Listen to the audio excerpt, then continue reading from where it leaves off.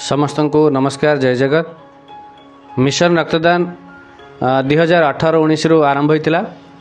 लक्ष्य थिला जे राज्य थिबा रक्तर अभाव को पूरण करिया दिगरे कार्य करिब।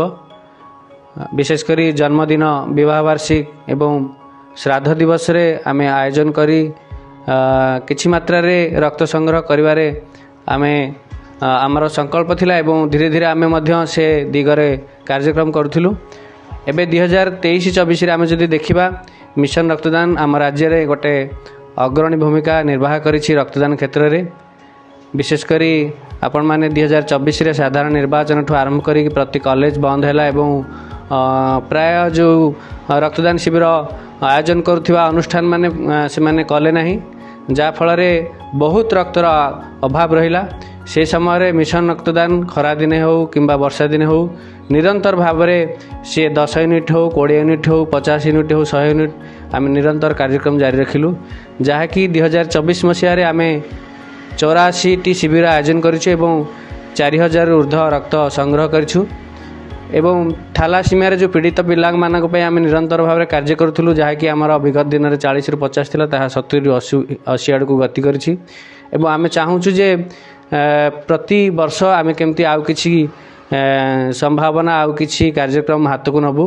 2025 रे सेतपे आमे आउ एक कैंपेन एवं अभियान को हाथ को नबाकू जाउछु, जोटा कि थालासीमिया रे जो पिला माने अछंती पाखापाखि 15,000 ऊर्ध्व आम राज्य रे, से पिला मानकर संख्या केमती न बढ़िबो से दिगरे कोन कार्यक्रम करा जाई परिबो। आज आमे गवर्नमेंट रो विभिन्न ऑफिसर मान सहित आलोचना करूँ एवं विभिन्न व्यक्ति विशेष विभिन्न गणमाध्यम सहित आमर आलोचना जारी रही जे थालासीमिया को केमती रोकी हबो, सिकल सेल केमती रोकी हबो, जा फल रे रक्तर आवश्यकता जो बढ़ुची।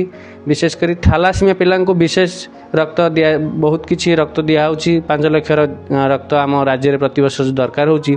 2 लाख बोधे हुए थालासीमिया पिला दरकार होची। तेणु थालासीमिया को जदि आम कमे दे परिबा ताले से मध्य रक्तर अभाव को किछि मात्रा रे पूरण करिया दिगरे कार्यकारी हो परिबो। से संकल्प नै कि आम मिशन रक्तदान 2025 रे कार्यक्रम आरंभ करिबु।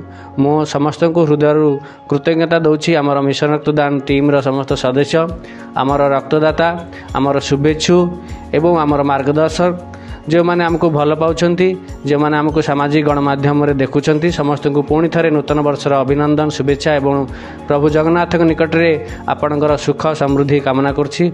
धन्यवाद। जय जगत।